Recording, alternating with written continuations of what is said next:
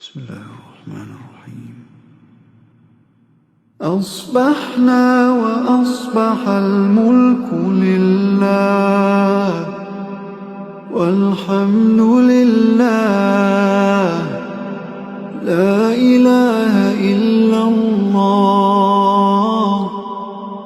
وحده لا شريك له، له الملك وله الحمد وهو على كل شيء قدير.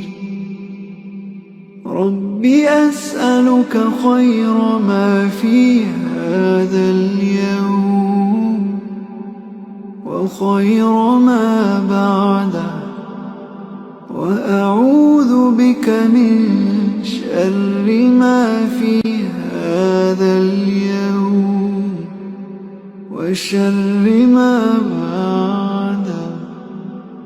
رب أعوذ بك من الكسل وسوء الكبر.